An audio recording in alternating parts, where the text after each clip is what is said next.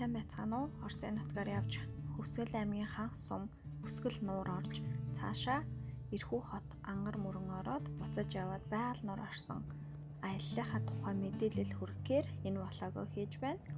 Бид нийт 6 өдөр аялсан ба 2 сая төгрөгөөр яваад ирсэн байгаа.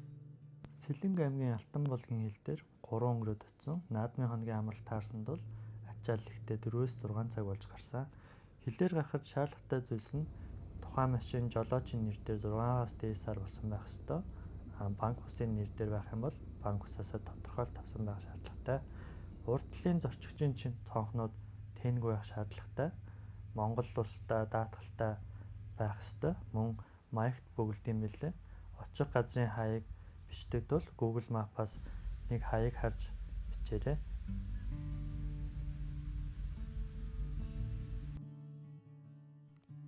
За ингээд бид хил дээр 5 цаг болоод 9 өнгөрөөгөөд хилээр гарсан. Аяллаа майхан эргэсэл гэх мэт ачаа ихтэй байсан болохоор бүх ачаагаа буулгаж шалгуулахад цаг их орсон. Шалгагч нь бурайд хүмүүс байд юм лээ. Тэгэхээр ойлголцоход асуудалгүй байсан. Хил гараад Оросын даатгалын төвөд байгаа. Энд даатгалаа илгээд Оросын дататай сим аваад явсан. Даатгалын үн машины он моторын хэмжээнээс хамаарат янз бүр болдгийм билээ. Манайх 100 гаруй мянган төгрөг болсон. За ингээд дататай болсонд бол очих газраа Google Map дээр тэмдэглэж аваад цааш явсан байгаа. Роснефть бензинийн түгээгүүрэн газар нь түгээмэл юм билээ. Энд өөртөө ороод хав хэмжээгээр тооцоогоо хийгээд өөртөө бензинээ хийгээд авдсан билээ. Дотроо нойртой, хүнстэй кофе зэрэг хүнсний хэрэглийн ойр зургийн бүтээгдэхүүн байдаг учраас амар санагдсан.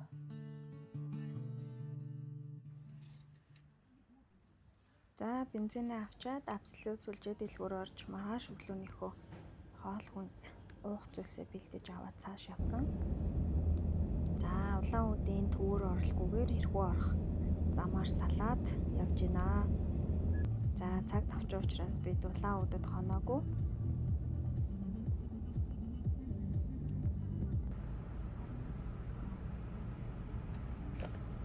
Зам нь гоё гэрэлтүүлэг, тэмдэг тэмдэглэгээ сайтай юм байлээ. Замын хажууд амрах цэг, зогсоолууд их байсан. Зогсоол дээр амарч байгаа машинууд их харагдсан. Бид нилээ яваад үүрээр зогсож 3-аас 4 цаг унтаж амраад цааш хөдөлсөн.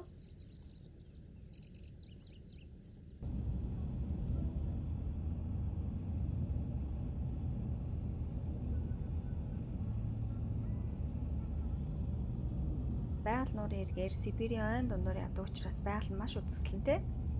Замд суурин газрууд ихтэй байсан. Шахуун түгээгүүрийн газраа түшиглээд түргэн үйлчилгээний цэнгүүд ихтэй юм байна лээ. Мөн дотроо нойлтой шүршүрт орох хэсэгтэй байсан.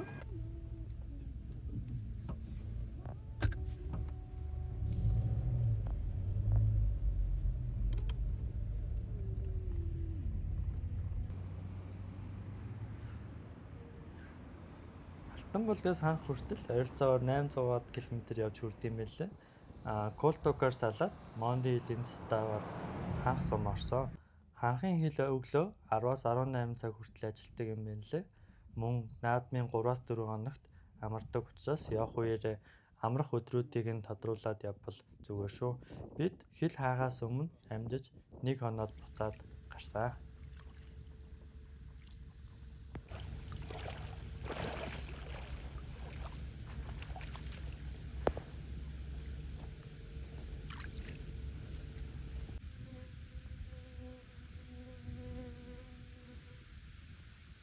За бид хил дээр 2-оос 3 цаг шалгуулад орж ирсэн байгаа.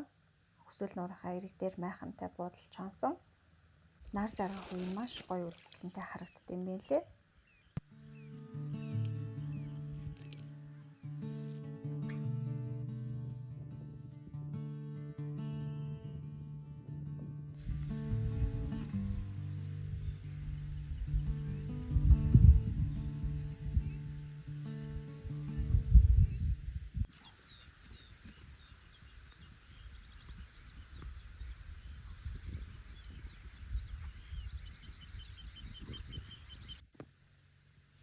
За өглөөний мэндэ маш сайхан амарлаа. Бидний аяллаа 2 дахь өдөр эхэлж байна. Шөнө жоохон бороо орсон. Маш гоё чиглэг өглөө байна. Өглөөнийхөө цайг бэлдэж хийж уучаад ачааллаж хөдөлнө.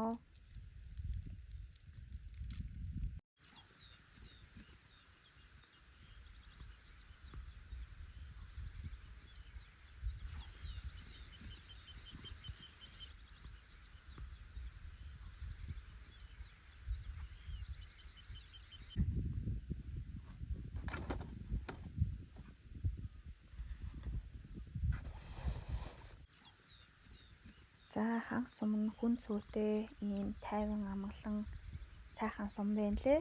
За хоёр улсын хил дамнан оршдог саяны нурууны ноён оргил мөнх сардаг бүрэн хаан бол цаана харагдаж байна.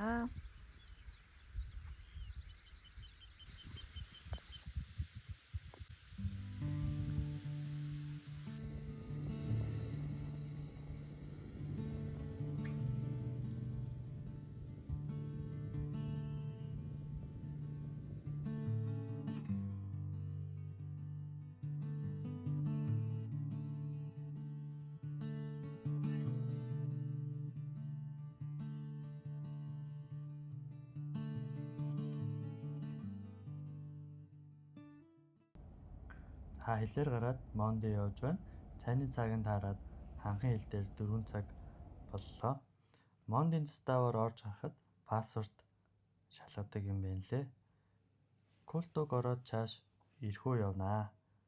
Ханхаас Култуг хүртэл 200 км зайтай.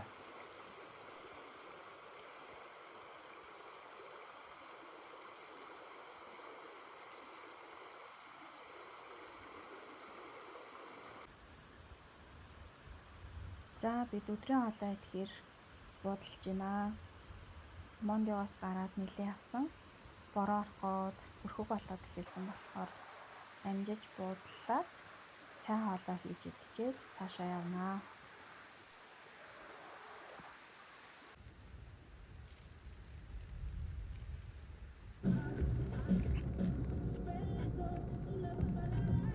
Хоолой идчихэд хөдлөөд яг бороо орж таарлаа. Амжид цайлсан. За энд ер нь өдөртөө заавал нэгээс 2 удаа бороо орж исэн.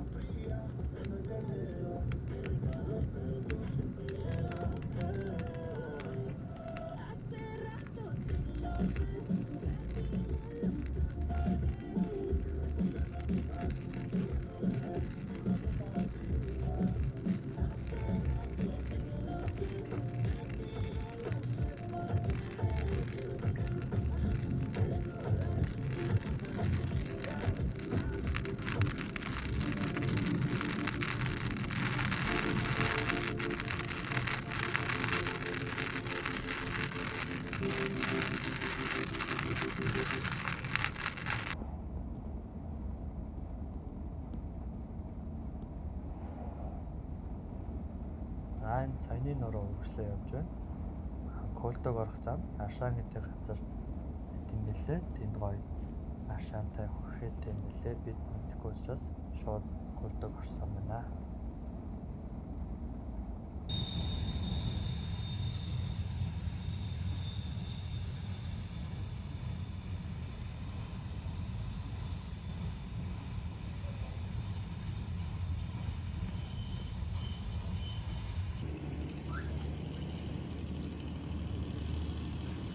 За Култугаас эрхүүлүү салах зам дээр ийм хүнсний гатаа худалдаа байдаг юм лээ. Хөвчлэн утсан загсаа зарж исэн.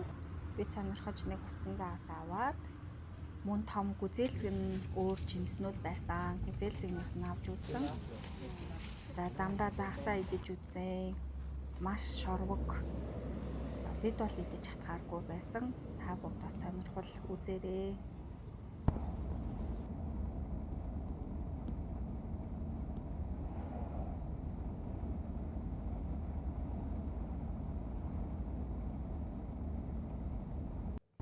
Култугаас эрхүү хүртэл 100 гаруй км юм билээ. Замын тухайд эргэлт ихтэй, том тэрэг их явдаг учраас аюулгүй байдал утас болгоомжтой явах хэрэгтэй юм билээ.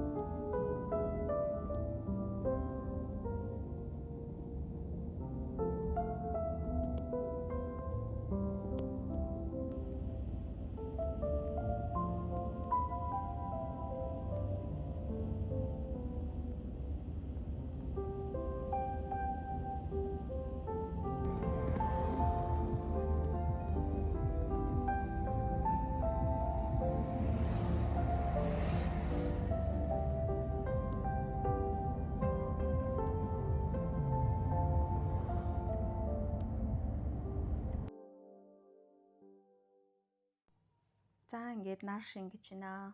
Нар жаргах үе нь бас гоё үзэсгэлэнтэй харагддаг юм байлээ. Хэдий 100 гаруй км ойрхон боловч хөдөлгөөн ихтэй учраас олон цаг явсан.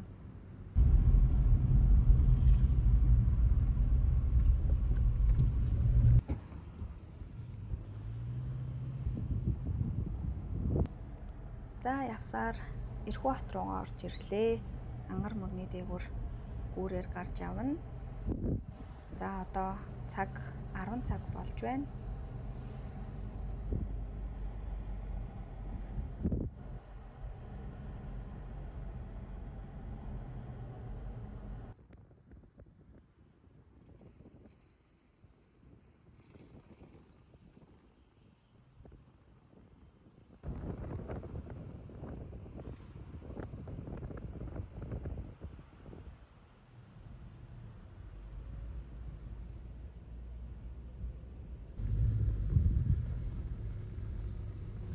Шөнийн гудмаар хэсэг зугаалж явнаа. За үйлчилгээний төвүүд бүгд 10 цагаас хаасан байдаг юм байна. Хуучны барилга ихтэй тайван хот санагдлаа.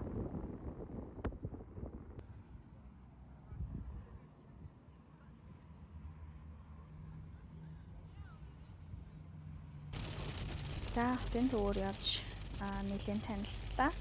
Одоо ингээд амрах газраа очиод амарнаа.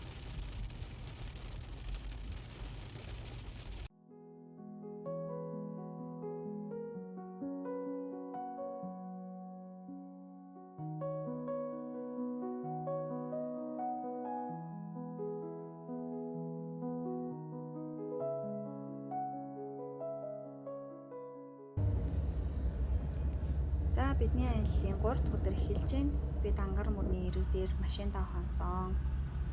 Ангар мөрний ирэг дээр өглөө манан хөөрөөд маш үзэсгэлэнтэй харагддаг гэж сонссон учраас машиндаа хонохоор шийдсэн. Тайван амгалан сайхан хонсон. За бид босоод хоол олж идчихэд ангар мөрний ирэг дээр байрладаг нэг парк олж харсан.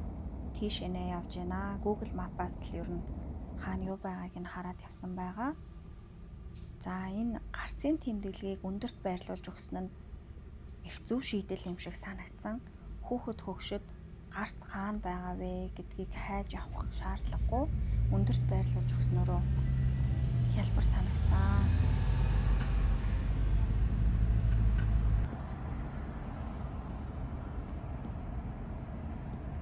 За нөгөө парк маань хотын төвөөс жоохон зайтай ангар мөрнийхөө хойд ирэг дээр байрлаж исэн. За одоо тэнд харагдаж байна.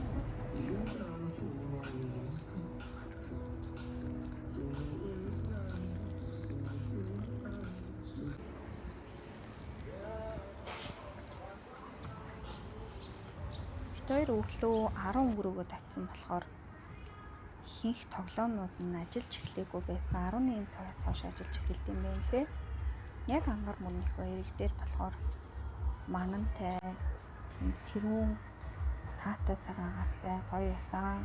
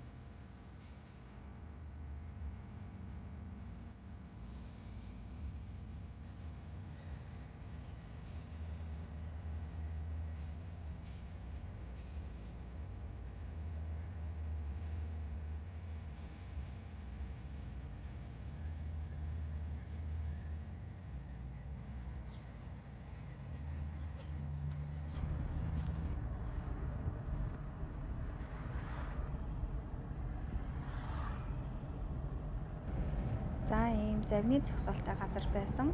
Энэ завь нь хаашаа хэдэн төгрөгөөр явдаг зэрэг ямар ч мэдээллийг нь олж чадаагүй. Хүмүүс сууж харагдаад байсан.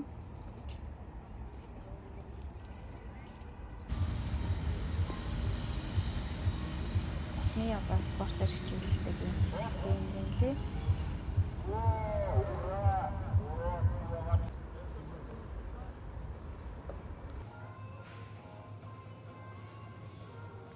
За бид эрхүүгээс буцаад эрхүүгээс гардаг зам дээр нь байсан нэлээд том худалдааны төв байсан.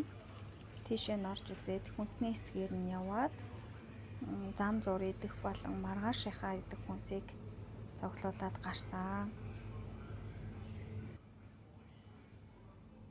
Олон улсын карт уншдаггүй юм байна лээ. Тэгэхээр ер нь бэлэн мөнгө авч явбал тохиромжтой санагдсан.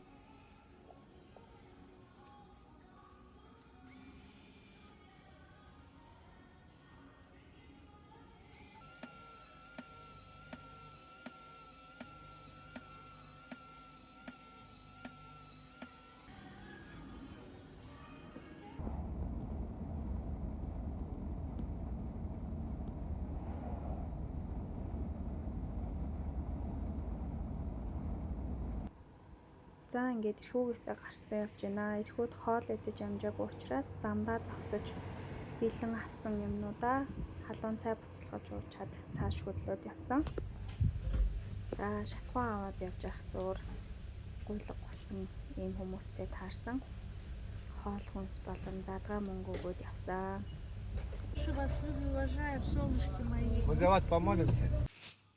Хавьд Тэрхүү хотоос 240 км яваад Бабушкин тосгон дэрлээ. Энэ тосгон нь байгаль нуурын иргэн дээр байрлалт юм байна. Бид майхантай буудлахаар төлөвлөд ирсэн боловч цалин ихтэй хүйтэн байсан бол амралтын газар хайгаад явж байна. Энэ орой нэлээд хайсны эцэст сул байшинтай амралтын газар олж ирлээ.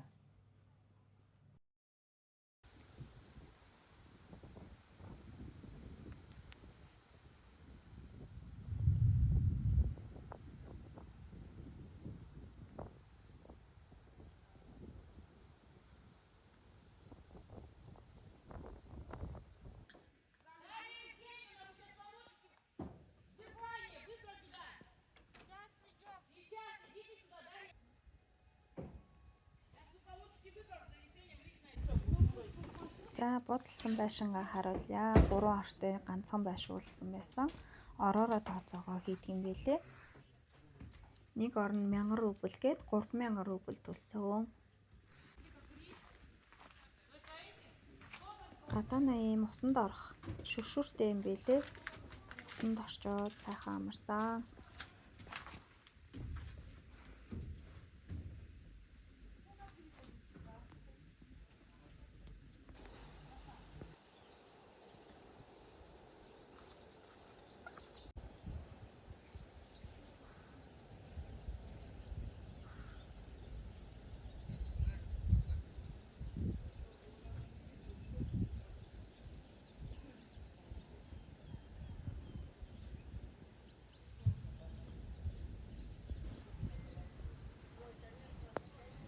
За ингээд манай аяллаа 4 дахь өдөр эхэлж байна.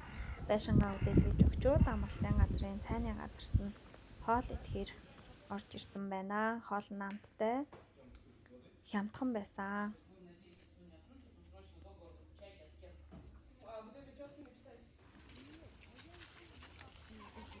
За хоолоо идчихэд байгаль нуурын эргээр жоохон алхаж орчинтойгоо танилцж явлаа. Энд дандаа нутгийн одоо хүмүүс ирдэг юм шиг байна.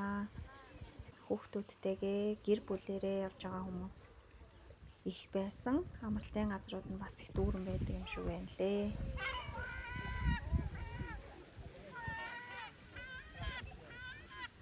За энэ ирэг дээр бол Монгол аялагчид байгаагүй.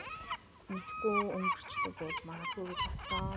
Бид хоёр эрхүүгээс өдөр гараад оройтсон болохоор Google Map-аа харж агаад буудлах газар хайгаад энийг олсон.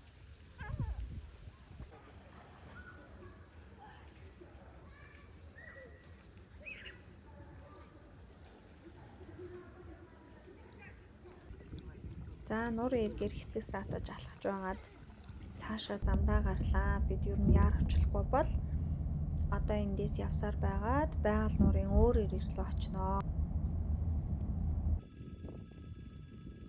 За энд төмөр зам маш сайн хөгжсөн санагцсан. Байнгын вагоны хөдөлгөөнтэй байдаг юм байна лээ. За бид хоёрын бодлсон энэ эрэг дээр вагоноор аялагч нар нь ирдэг юм байна лээ. Маш их хүмүүс буугаад иржсэн.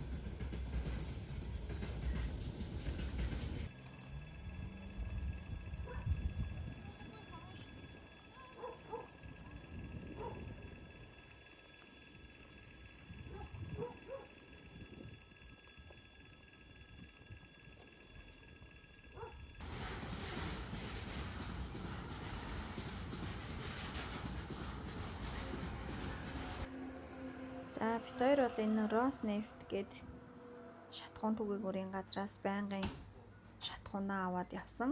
Мөн одоо зам зуур идэх түргэн хоол уух зүйлсээ аваад явсан. Маш цэвэрхэн юм байна лээ. Дотроо 0-тай болохоор хол замд явж байгаа бид нар шиг хүмүүст их амар санагцсан, цэвэрхэн. Бид Бабушкин тосноос гараад 130 км яваад Сэлэн мөрний өвөнд байх Татароо тосгонд ирлээ.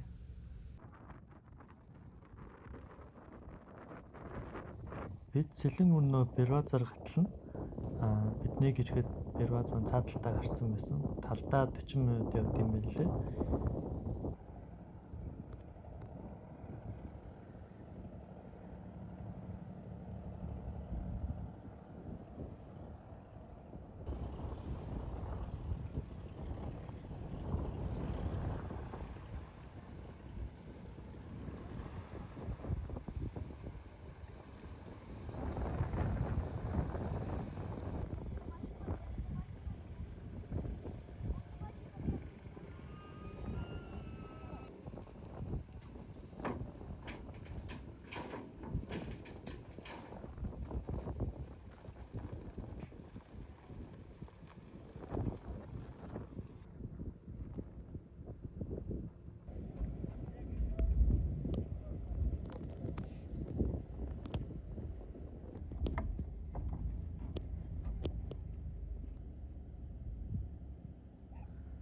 Берваз нэг явалтанда 8-аас 9 машин зөөвлөдөг.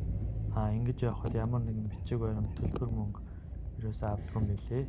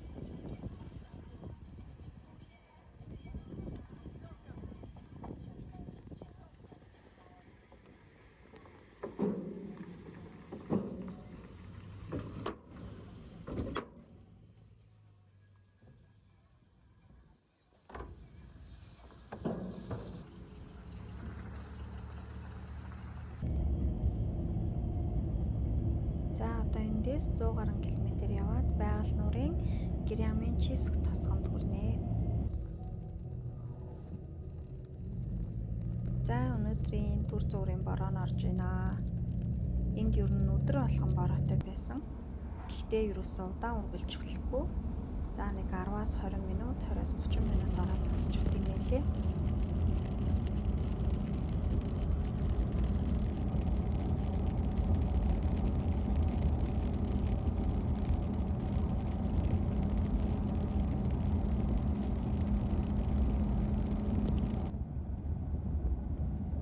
Бороо зогсож байна. Одоо бид тосгон руугаа орж ирж байна. Дөнгөж орж ирээд нуурынхаа ирэх рүү очихоос өмнө цайны газрууд байсан. За тэр цайны газраа орж ирээд банштай гуралтай шүлгөө завсаа. За хоолоо идчихэд нуурынхаа ирэх рүү явж байна. Бороо бүрэн зогссон.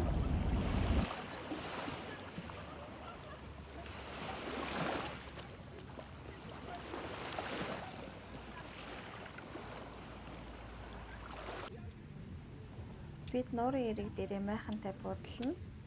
За эндээ 1 хоноод буцнаа.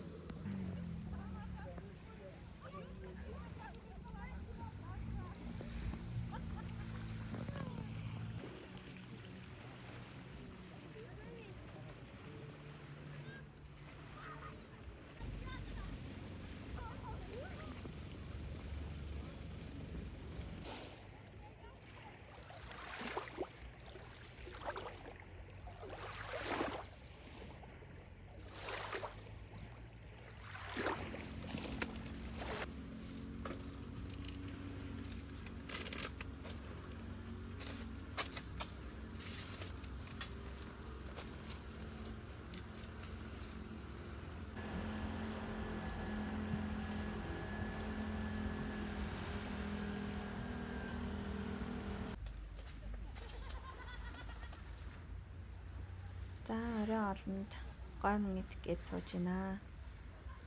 Ирээд майхнаа барьж тухлаад нуурандаа ороод нуурын эргээр хэсэг амарсан.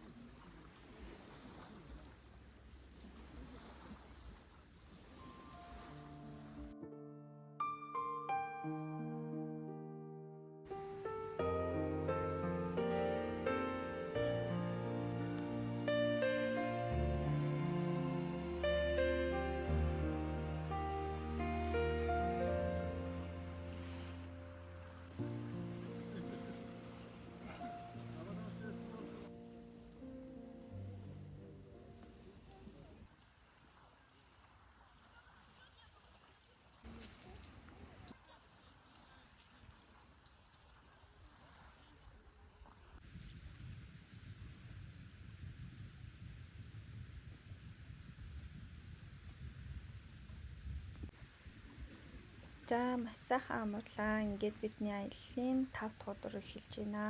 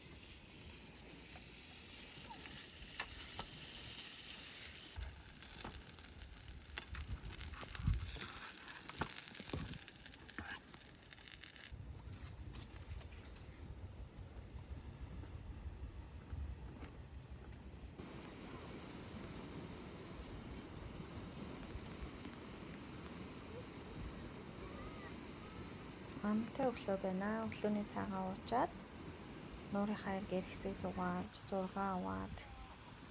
За тэгээд удалгүй ачааллаад улаан өдрөө хөдлөх гэж байна.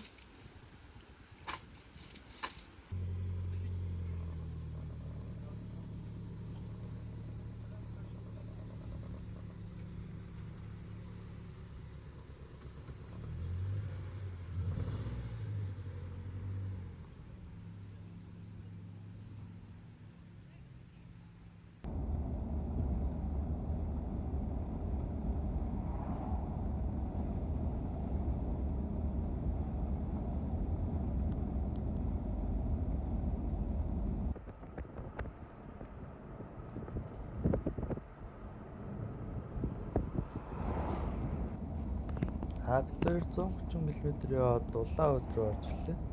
Улаанбаатар руу орж иртэл этнографик гэх музей байхаар тэргээр орж үзэхээр шийдлээ.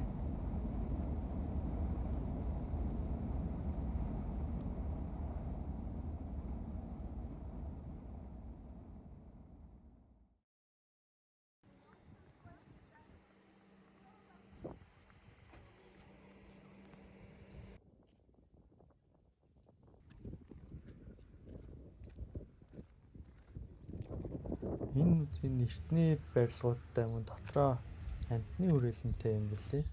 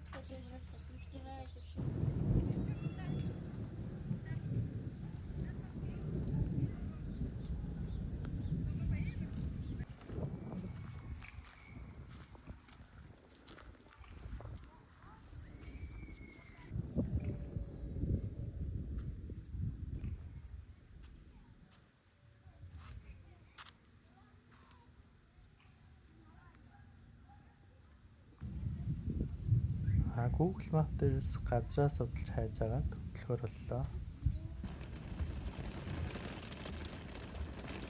За дөнгөж хөдлөөд өнөөдрийн бороо мөн орлоо. Нэлийн ширүүн адар орсон болохоор зогсож байгаад бороогоо өнгөрөөсөн.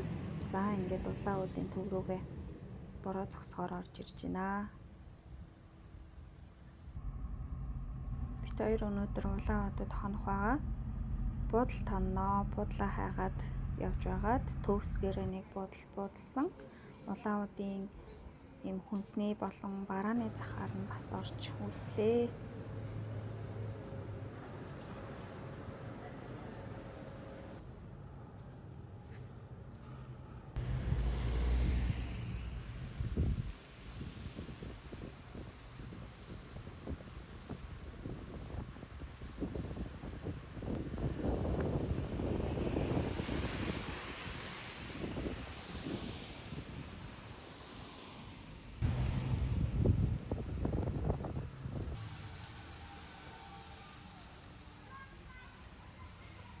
За хотын төвөөр нэлээ явж үзсэн. Алхаж үзлээ, машинаар явж үзлээ. За ингээд оройн хоолоо идэж гин. Тэгээд мөн гараад төв талбай хэсгээрээ явсан. Энэ урайдын түүхэн зургаараа гэрэл зургийн үзэсгэлэн гаргасан байсан. За үзэж сонирхоод мөн тэр хаваараа хэсэг саадч байгаад буудлын руугаа явсан. Бид хоёр буудалсан буудлынхаа бичлэгийг огт хийсэнгүү. Үнийн тухайд янз бүр байсан. Бид хоёр дундажлаад нэг 200-аас 300 мянган төгрөгөөр буудал буусан. За ингээд манай аяллаа хамгийн сүүлийн өдөр эхэлж байна.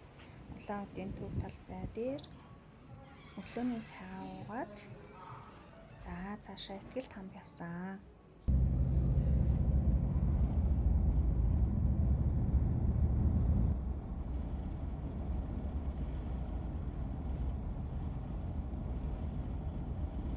Ихтгэл тамд нь Улаануудаас 36 км-ийн зайд ойрхон байдаг юм лээ.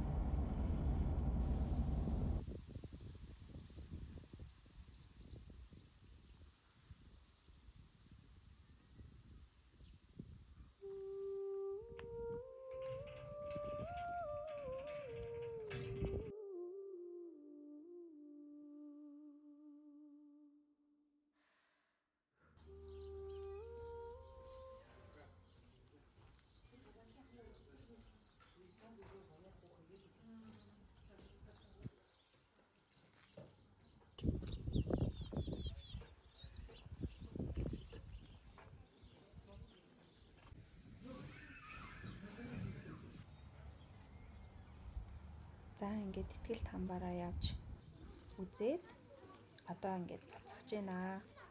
Яг үүдэн хэсэгт нэм сүнээр зардаг хэсэгтэй юм байна лээ. Үзэж жаад гэртээ юм хаалганы хонх сонгосон.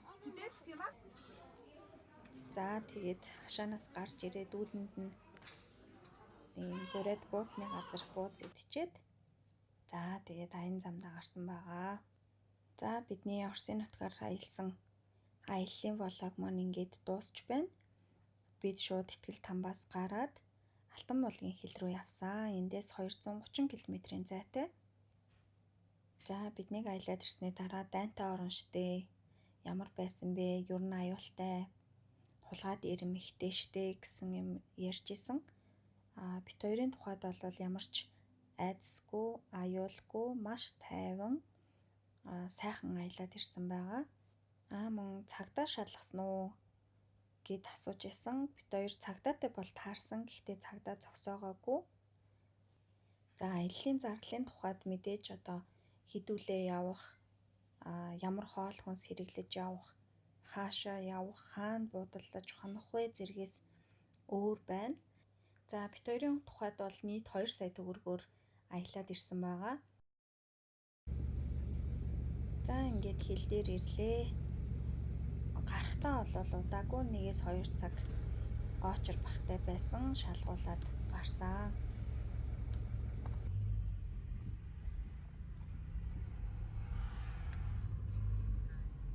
Энэ удаагийн влог энд хүрээд өндөрлөж байна.